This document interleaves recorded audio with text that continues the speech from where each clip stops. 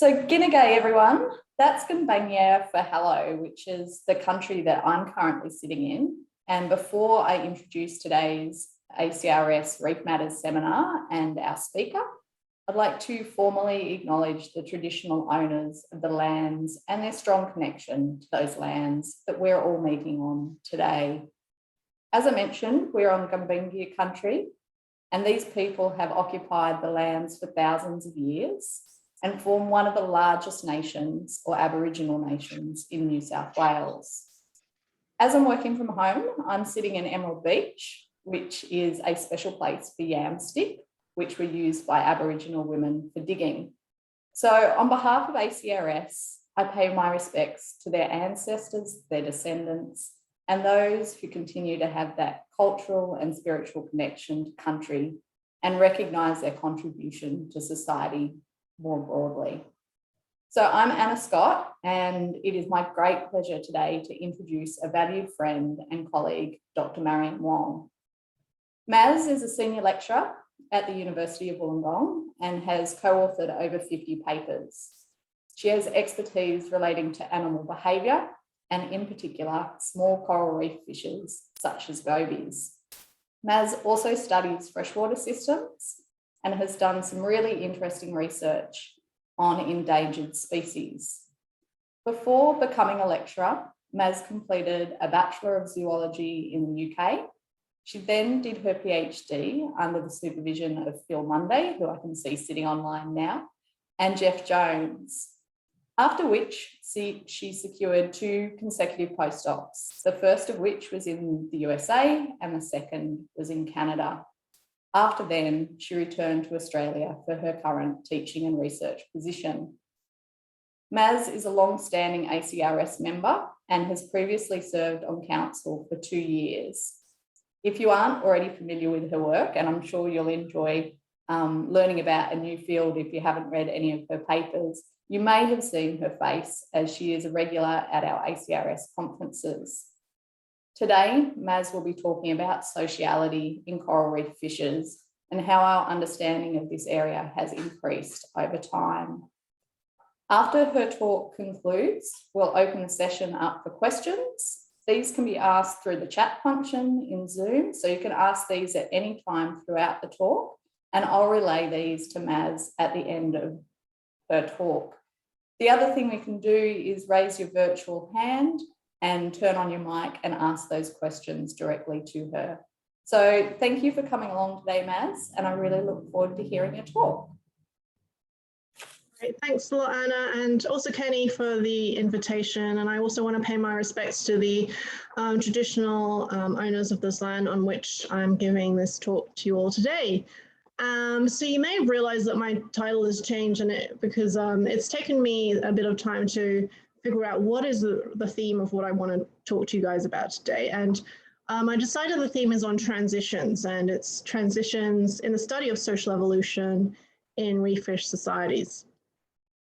And all this work that I'm going to talk about today really couldn't have happened without the help of some amazing students and collaborators. Some of them are here today, including Selma, Phil Munday, as well as a load of funding bodies. So these are the people that have really helped in these particular studies that I'm going to talk to you today. So I just want to point out it's a group effort.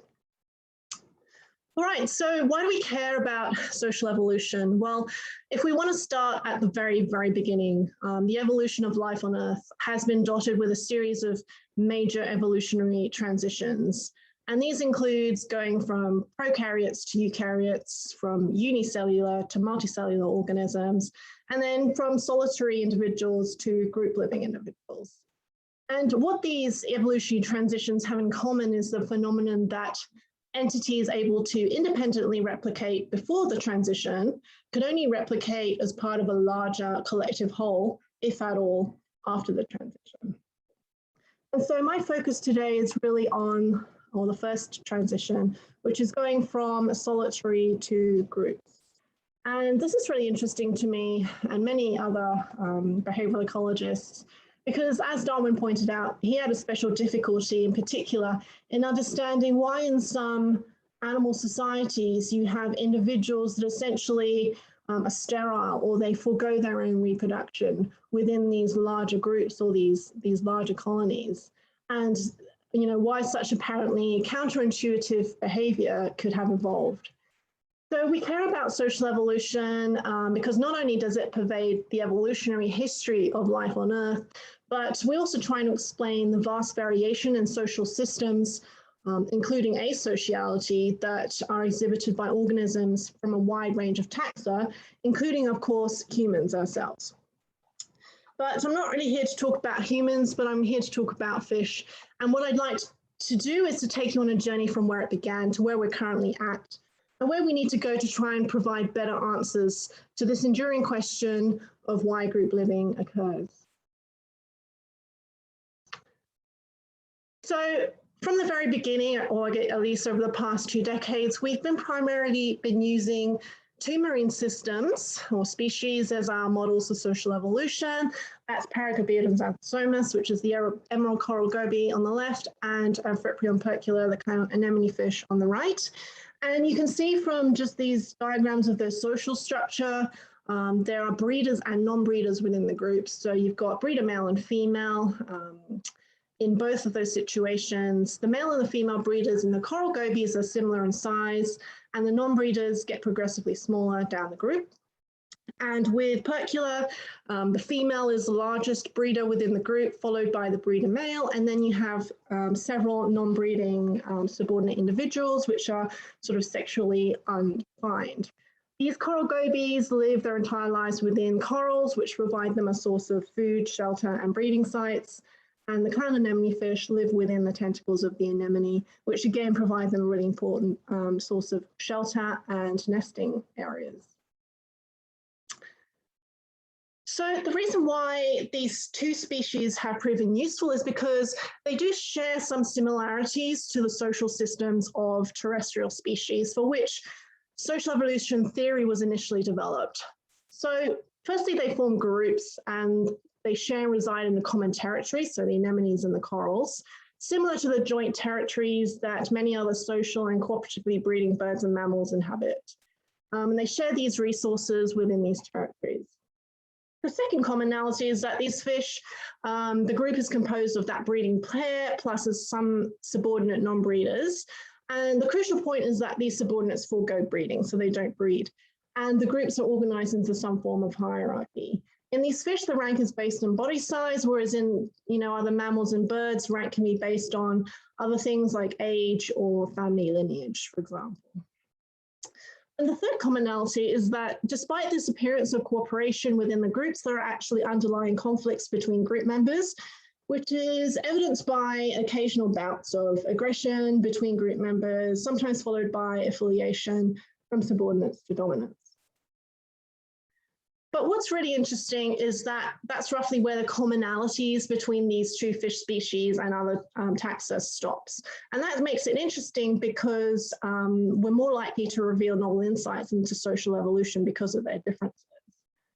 So the first difference is that subordinates in these marine fish don't seem to provide much helpful care of offspring side by dominance. And that's very different from a lot of terrestrial cooperative breeders in particular that we see.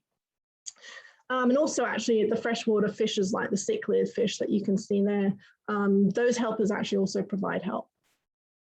But secondly, the groups of these marine fish are not composed of close relatives, owing to the pelagic larval phase, which disperses offspring through the water column and prevents family groups forming.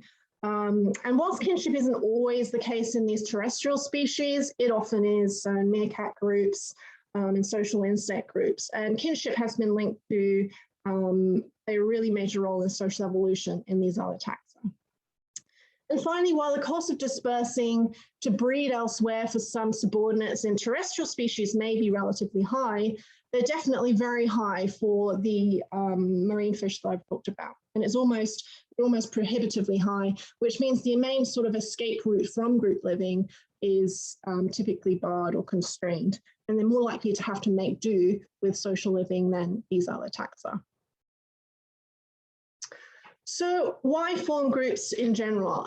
So there's sort of a range of explanations, and the 4 key ones I've just shown here The first one being kin selection, which I've mentioned, is that you might form groups because you help dominant breeders who are related to you rear their offspring, so you're indirectly gaining fitness in that way.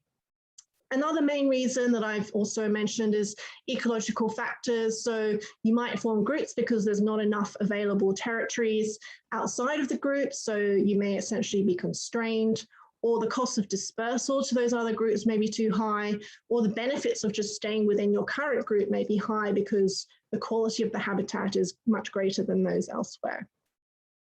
Thirdly, we can get what's known as future selection, and that really relies on the ability for these non-breeding subordinates to inherit that breeding status in the future. So that's the idea of gaining direct benefits in the future.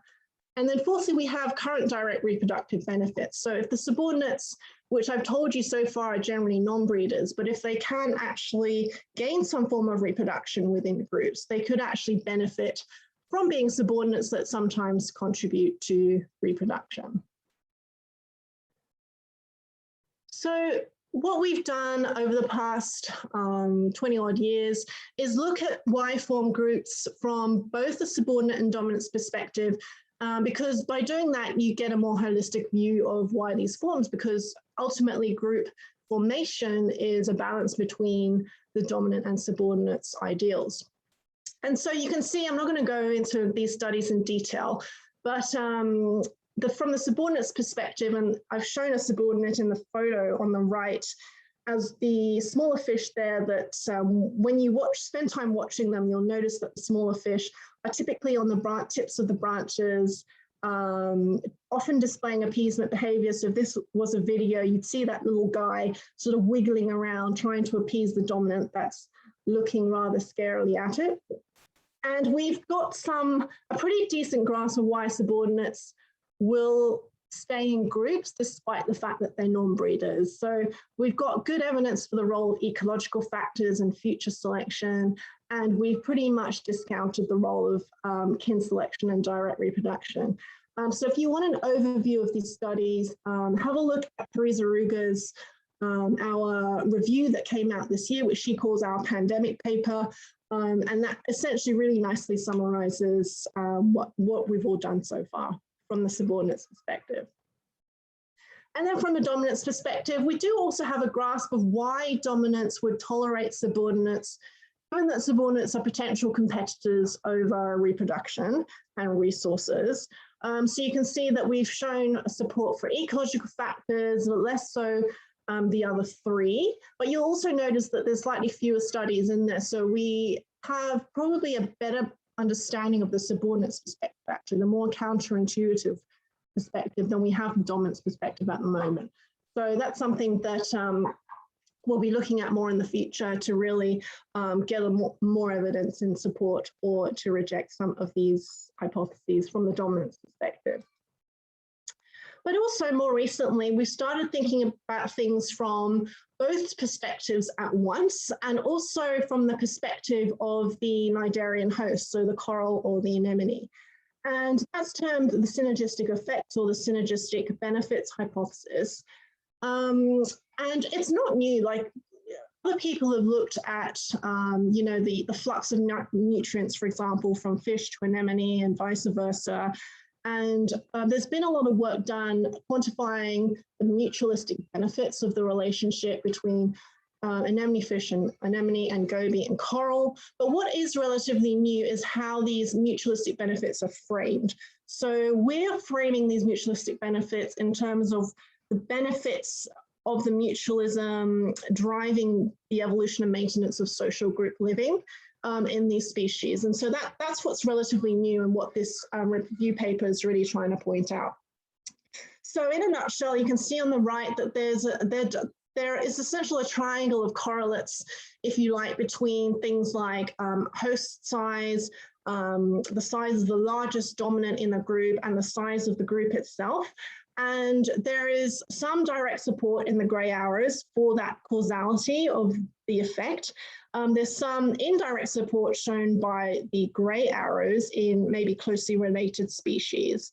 And there's also causality yet to be confirmed in those grey dashed arrows. So there's still quite a lot to be disentangled, and it's really quite a fascinating sort of, you know, thing to try and get your head around, is like, how are all these three aspects interlinked? We know that the size of the host can influence the size of the largest fish, which in turn can influence the group size through the rules of the size hierarchy. The group size, you know, the more fish there are potentially, the more nutrients flow back to the host, which then grow larger. And the directionality of all those potentially could go either way.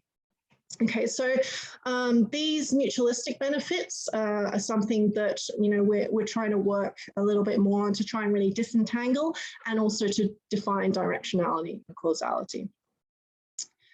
So are we there yet? So we have a good understanding of the subordinates counterintuitive non-breeding strategies. And we have a decent understanding of why dominance tolerates subordinates.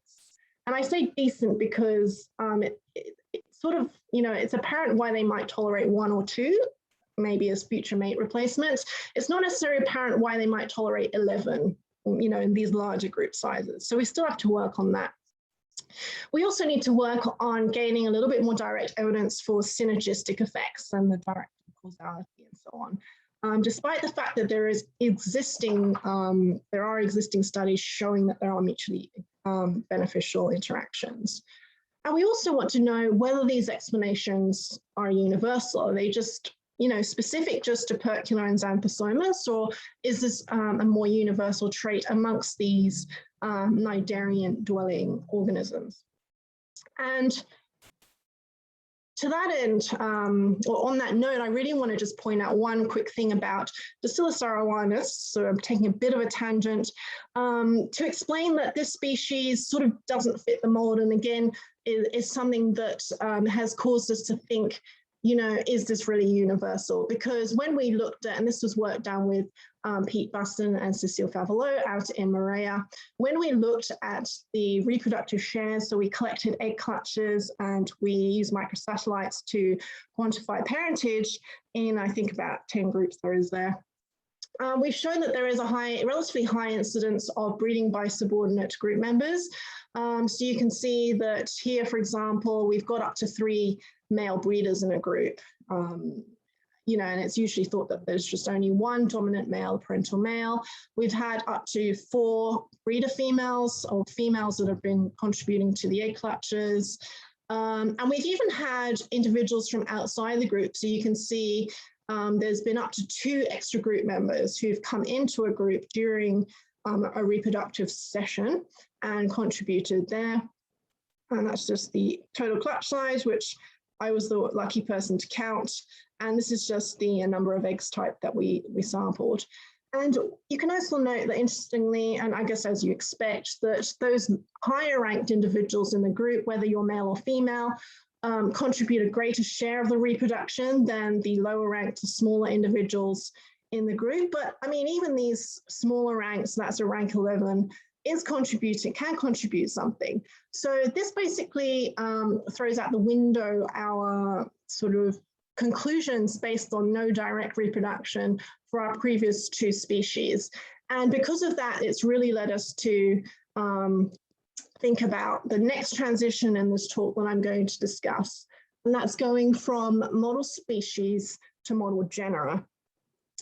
And, you know, while the research on Paragobiodon and Percula provide a really valuable insights, we really need to understand this at a broader level. And, you know, looking at this comparatively is not a new concept. Comparative analyses have been employed by evolutionary biologists, you know, a lot, and there's been some really great work out there on butterfly fish social evolution. But for these coral dwelling fishes, it is a relatively novel way to go. So my goal was really to understand what drives variation in sociality among species, controlling for phylogeny. And in 2013, I had the pleasure of recruiting Martin Hing, who's my previous PhD student, to work on Gobiodon And it was pretty exciting because up till then, I'd actually only really worked on those 2 species I mentioned before. So before Marty joined us, I remembered sort of poring over Phil's Guide to Coral Dwelling Gobies, trying to like learn all the Gobiodon species. And then Selma and I took a quick trip up to Lizard Island to make sure that all the species were still there, because it's been many years since I've been to Lizard. And, you know, Gobiodon's been a key model species. Before then, you know, for studying things like sex change, so the Phil's work and Kathleen Cole, also Kuamura, Nakashima, and also J.P. Hobbs had used them as a model for understanding interspecific competition. And they're actually also used as studies, phylogenetic studies by Duchesne et al. But I wanted to really look at them in terms of understanding social evolution, because they go from pair forming up to group forming. So they do show this variation in social structures that makes them, you know, a good model of genus. So what Marty first of all did was to essentially quantify or calculate sociality, because up to that point there were, you know, reports that this species was pair forming, this species was typically group forming, but there was no actual or any quantification. And we wanted to look beyond just group size, because sociality is a much more nuanced a concept than just group size. And it includes things like the group structure and the proportion of time spent in groups and the proportion of incidences where they're social, pair forming or group forming, and so on. So we use a sociality index, which we adapted from Avilés and Harwood. If you're interested, it's just there. But the main take home on the left is you can see that there are some species with a high sociality index, so above 0.5, which is our cutoff. And they're the species that you would typically find in groups, so more than 2 individuals within a coral colony, whereas those that you can see below that 0.5 threshold are typically species that you would find in pairs. Okay, so but you can see though that it really is it is a continuum. And then using those sociality indices or index, we then categorize those species based on if they were generally pair forming or generally group forming. So we had a categorical variable. So that alongside Mark Doughton, who's a phylogeneticist at UOW, and Selma Clanton, we conducted ancestral state reconstructions using a phylogeny. And so you can see on the right here that the pie charts show the probability of either pair in red or group forming in blue ancestors. And the colors of the species indicates the extant state of sociality as either pair in red or group in blue. And what you notice from the pie charts is that the probability of pair or group forming is essentially equally likely at each node on the phylogeny. So it shows that there's not really a strong phylogenetic component to explaining current day socialities. There's no strong ancestral basis for sociality. And interestingly enough, this also differs from other reef fish families, such as the butterfly fish, which are known to show pair forming as the ancestral state. So it seems that Gobiodon seem to be a little bit more flexible, and potentially that flexibility is just related to current day ecological conditions. So we did follow up by assessing that. Using these phylogenetic generalized least squared models to assess the relationship between sociality and ecological and life history traits, whilst taking into account the phylogeny. And we added life history into there because life history theory is also proposed to be one of the key factors explaining social evolution. Again, from theory developed with terrestrial taxa. So we wanted to have a look at that there. So sociality index was our dependent variable, coral size, our ecological factor, and body size, which is our sort of proxy of life history, of our life history traits. And you can see that there's this significant interaction.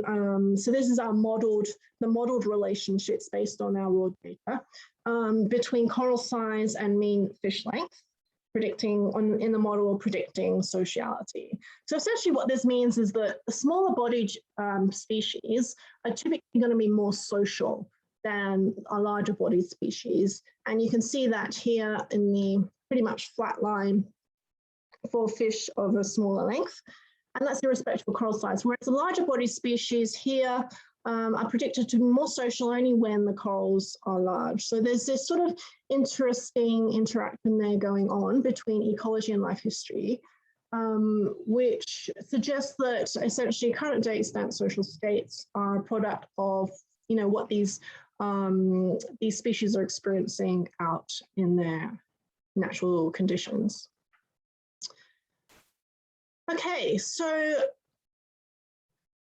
moving on to my third transition. Now, sociality in times of environmental change is a transition that sort of happened to us, because Marty's PhD started out with the intention of purely investigating social evolution from this pure kind of theory-driven perspective. But throughout his PhD, there was those two major cyclones, Ita and Nathan, which impacted the Great Barrier Reef, particularly Lizard Island, where he'd set up basically his long-term monitoring sites. And so for that reason, I started to think about, well, what are the interrelationships between environmental variation, sociality, and the resilience of the species or the populations? And you know, what is the sort of directionality of effects, and can they flow backwards and forwards? Does sociality, for example, confer advantages or disadvantages in the face of environmental variation? Does environmental variation differentially impact social and asocial species? Which are better at recovering, and so on? So what we can expect based on theory is that, while environmental variation can change, obviously, the ecological factors that are being experienced by those individuals, whether that be the availability of other habitats, the size, the distance to these other habitats, all the things that are predicted to influence group living. And as a result, they can influence subordinate and dominant payoffs. So those two kind of dominant subordinate perspectives that I was talking about of group living, which in turn can change whether or not groups, you know, are maintained or dissolved. And also they can change proximate mechanisms. So for example, the cues that individuals might use to select groups to join, or whether or not they decide to leave. So that can be based on a lot of proximate mechanisms.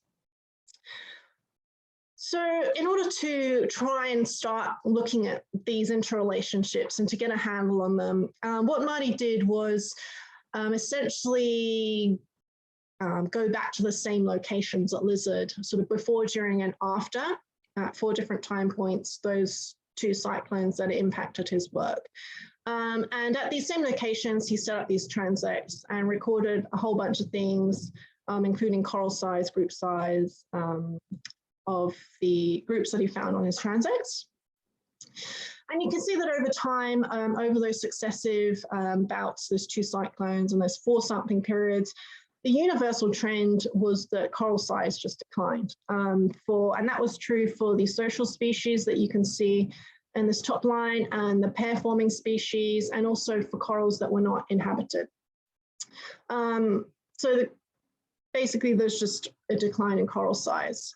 However, when we looked at what was happening to group size, there was a little bit more variation happening. So for the pair-forming species, I'll just point out that there was really no change. They stayed in pairs despite that reduction in the coral size, suggesting that in these pair-forming species, that social structures or social organization is more resilient to fluctuations in coral size. And it's not too surprising, because they can inhabit corals of a more intermediate size as a pair quite happily, whereas these group living species tend to occur in larger corals. And so for the group forming species, we saw that following the first cyclone, there was a substantial decline in their group sizes. And that was probably because, you know, the corals had been damaged, and a lot of individuals had to leave. But then following that first cyclone, this was approximately 4 months after the first cyclone, if I remember correctly, their group sizes had bounced back. They returned to normal. And this is quite promising, because it demonstrates that there is a certain amount of resilience in group sizes in these social species. And the interesting point is that the group sizes return back to the pre-cyclone group sizes, yet the group sizes are occurring on smaller corals. The groups are on smaller corals. So they're a little bit more squished in these corals. So the coral's a little bit more saturated, and yet they were still able to cope with that. Then there was a second cyclone, Nathan, and it's small, but there was a detectable decline. So there was not complete recovery back to pre-cyclone group sizes.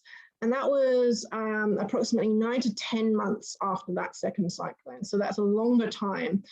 And so while that was initial resilience in the group sizes of the social species following the first cyclone, that was not as strong. The bounce back wasn't as strong after that second cyclone. And you know, that is a little bit worrying, and suggests that after repeated environmental events, group sizes may not be quite so resilient. And then if we look at the next slide, which is essentially showing proportion of corals occupied, you can see that the fact that the proportion of corals occupied remain relatively constant over time. And also the fact that groups are forming on smaller corals suggests that the benefits of group living outweigh any constraints imposed by habitat saturation. Otherwise, subordinates would have dispersed from those smaller corals and set up shop in vacant corals nearby. And hence we would have actually seen a reduction in the proportion of vacant corals. So I'm talking about this green line. But the fact is that subordinates stayed in these groups despite the fact that they were on smaller corals, suggesting that they managed to adjust the payoffs for the group living, or the dominants adjusted their payoffs from their group living. So there is resilience in group forming. Social species are likely to try and stay in groups despite being on smaller corals. But there is probably going to be a limit to this resilience and recovery, and also some point at which groups simply can no longer form and be viably maintained. And that brings me on essentially to my fourth transition of this talk, and that is the impacts of cyclones and bleaching. And this is work that my current PhD student, Kathleen Froelich, is working on and generating some really interesting data on. And obviously we all know about these two major bleaching events, 2016 and 2017.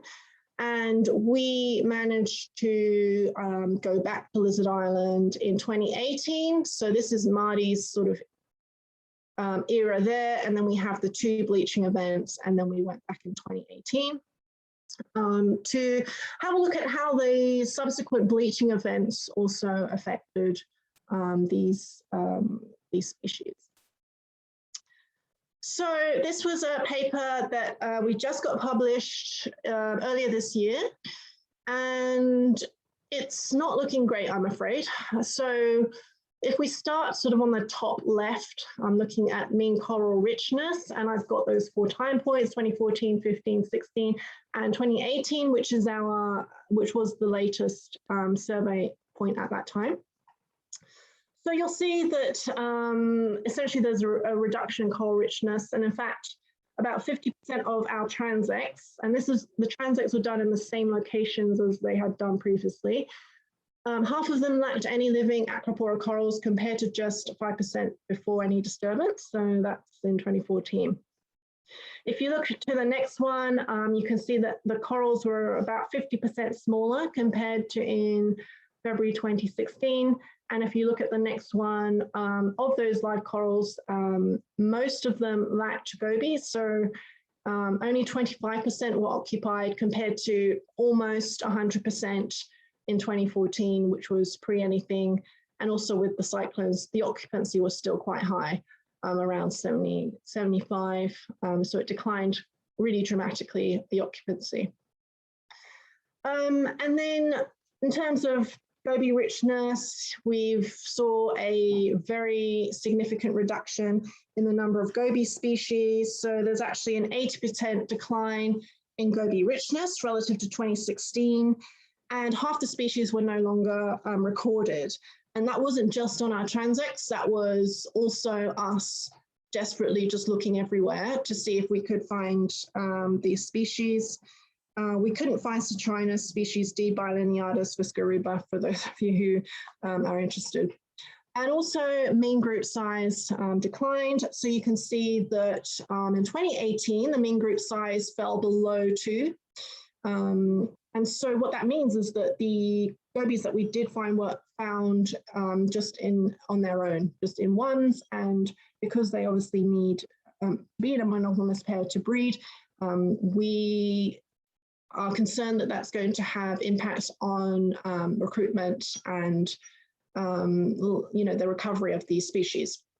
So we're now also working up, well, Kathleen is working up data that looks at a range of other metrics besides these shifts in host plasticity, as well as a result of these changes. But I'm not going to steal her thunder, and I'm going to let her talk about that when the time comes. So what can we conclude?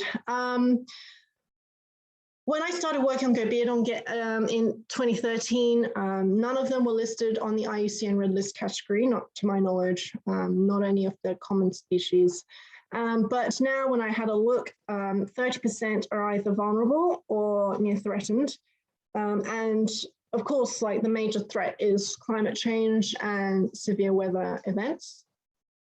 I mean, the fact that gobies had occupied close to 100% of acropora corals, and that went down to about 25% post-bleaching, not only, raises concerns about gobies, but also the corals themselves in terms of, those synergistic benefits that I talked about at the start. If gobies really do increase the long-term fitness of corals by their presence, and they were present in almost 100% of corals before anything happened, how is their disappearance going to affect the recovery potential of these acropora corals, which are now growing back? And there's certainly, they've bounced back in terms of the richness and of coral abundance.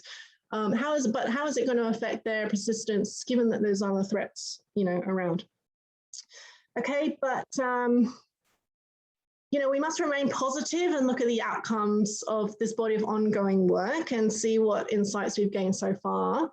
So firstly, we can confirm that these marine taxa are useful model systems, in addition to the better known terrestrial ones for social evolution. They provide an opportunity for manipulative experiments, which actually I haven't even talked about today. But they also help elucidate why, freshwater, marine, and terrestrial taxa might vary so much in the determinants of sociality. And they also provide opportunity for comparative analysis, which is useful to confirm the strength of our conclusions, sort of at a broader level. And in terms of work on environmental variation, potentially we could use sociality and its prevalence on social organization, group sizes as a barometer for the impact of environmental variation on our reef, given the intense specialization of these fishes on corals and their sensitivity to coral health. And finally, this leads me to the last transition for today, and that's going from academia to the public. I think it's really important to be able to communicate our findings to government and the broader sphere of beyond the academic world. And so I've been really trying to focus the lab on more outreach activities. This all happened pre-lockdown. We had some sort of Art Meet Science collaborations going on for World Ocean Day, and also Kathleen, with Kathleen, we wrote this really, it was a lot of fun writing this conversation article as well. And so if you'd like to just get involved in some of the things we're doing, or at least stay up to date, there are some of our Twitter handles is what it's called, I think. So please follow us and get in touch if you'd like to be involved. And that's it. Thank you. Thank you so much, Maz. That was a fascinating talk. There's hands going up all over the place. So I'll switch to Jenny first, if you'd like to ask a question, Jenny. Great work, Maz. I wanted to ask a question about the work from Kathleen's at Lizard Island. And when the corals were unoccupied, was that also because they were smaller? Were they just too small to be occupied? So the corals she focused on were actually above the minimum size. So there's a minimum size where we just generally don't find gobies in below, and that's roughly 7 to 10 centimeters average diameter. So she was focusing on the ones that they could potentially be inhabiting, which is sort of the worrying thing. Because if there are corals that are there that could be inhabited, but there's not gobies inhabiting them, then something else is potentially impeding the comeback or impeding the recruitment of the gobies. Thanks, that is really concerning, and great presentation, I loved it. Thanks, Jenny. There's a question from Phil. Hey, Maz, great talk. Really great to see what's happened in the last, all that work brought together over the last decade or so. So it's really great catch up for me as well. And this really actually follows on a bit from Jenny's question. And when you were showing the decline in coral size and the reduction in the number of the occupancy rate, I started to think about the fact that I think large corals are important for reproduction, for a couple of reasons. Now, if the coral's larger, the fish are larger, and the male and the female are the same size. So larger corals probably have more fecund females for a start. But it's always sort of been my perception, or not measured it, and maybe you have, is that reproduction only occurs in certain corals. Now, you might have one fish in a smaller coral, or even maybe two fish, but they may not be really great places for reproduction. And so I'm wondering whether what you're seeing there is that, okay, there's still corals out there, they're smaller, and the fish are not reproducing as well. And so you just don't have the recruitment coming back in to saturate those corals. Anyway, that was just a sort of off the top of my head idea. I just wondered what you think about that and the relationship with coral size and reproduction, and then how that feeds back into goby populations. Yeah, great question, Phil. I also agree. I think just from, so we haven't quantified this, but just from swimming around, it does appear that there are corals that are out there that are of a size where, you think, why isn't a goby in there? But there is something about them that, like, whether there's just the depths of the branches are not, or the length of the branches is just not long enough, and we're not really capturing that in our average diameter measurements very well, or that maybe it's just a little bit too overgrown with algae, but they are sort of, still alive. And actually, I've got a student now who's just started, and she's going to be looking at the role of coral architecture on, things like that, reproductive success and sociality and habitat choice and stuff. So I think we might be able to get a better handle and a more quantification of that, the role of coral architecture and what actually defines a good coral, like what is a coral of high quality beyond just coral average diameter, which we've, always been using as our proxy. And I don't think, gobies, I think they're much more sensitive to that, and they're much more nuanced. We certainly have evidence from some of Kathleen's work that they do really like their familiar coral, not just any live coral, but their familiar coral. So it's a lot more nuanced, as you say, than just that. And in terms of the positive relationship between coral size and reproductive output, I'm almost 100% sure that that is the case, simply because of that correlation with the body size of the largest fish and the positive correlation between that and fecundity. So yeah, definitely a complex network of interactions that it'll be really interesting we'll be starting to address. There's a question on the chat line that kind of follows on from Phil's, or is very similar to Phil's. It's from Saul, and he was asking if you had any data on the pair or the group forming species in terms of what happens to fecundity or body size and things like that after bleaching or cyclones. Not on fecundity. In order to get fecundity, you have to essentially be there during their reproductive bouts, and then you have to find the egg clutch within the coral, and then you have to essentially get it out and count the number of eggs as a way to determine reproductive success. So from these surveys, we were basically trying to canvass quite a large area, but I think it is actually really good good thing to do is to maybe focus on smaller area and look more specifically at these kinds of reproductive output metrics and so on. But you know, it's sort of hard to tell because Pete Buston has done work with anemone fish that have basically shown that when he experimentally removes non-breeders, it actually has no impact on the reproductive success of the dominants. Like there's no increase in reproductive success, there's no decrease in reproductive success. So I'm not really sure whether or not a reduction in group size is necessarily going to influence the reproductive output of the breeders. But I'm fairly sure that if you reduce the size of the coral, that is more likely to have an impact on the reproductive output on the breeders. But again, that's just a prediction, and yeah, something would be interesting to look at. Saul said thank you on the chat line. Is there anybody else who would like to ask any questions, either verbally by raising your hand or throw them in the chat and I can relay them to Maz? I hope I'm answering them because I cannot see anybody's faces, and without visual cues, I'm tempted to just waffle on. Yeah, there's not too many people with their videos turned on. You've got some thumbs up happening. Oh, there, thanks, Jenny.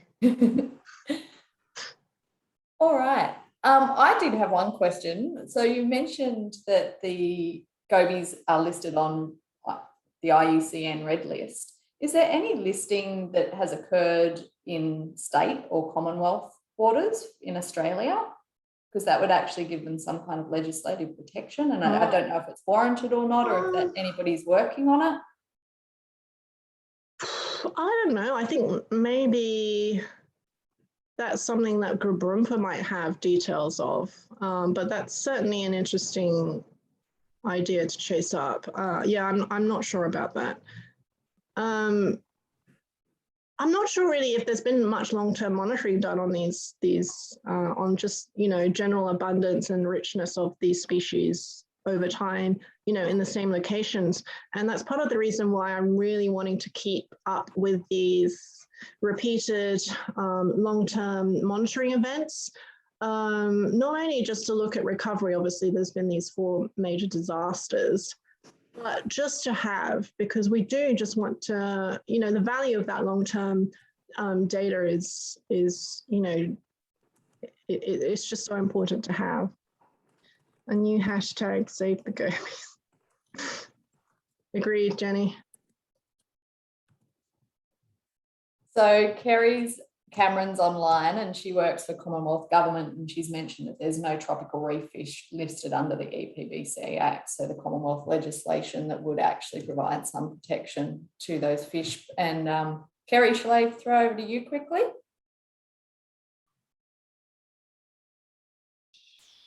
Oh, is that working? Thanks, Matt. That was really great. My husband Grant actually went on one of Marty's early trips as his goby catcher, so it's great to follow up on this work. It's really interesting. Yeah, so I'm, you know, coral scientist by night and government hack by day. So yeah, I work for the Commonwealth Threatened Species Commissioner. So just to completely confirm, without any commenting on Grarumpa's role, which is different to ours, but there's no fish, tropical fish listed under the EPBC Act. And there's actually the first coral was listed last year, and that's the soft coral down in Port Stephen. So there's no hard corals listed by species. That's different. So the GBR has protection as a matter of national environmental significance as itself, like as the GBR. But individual species, there's nothing, to my knowledge, nothing actually been nominated.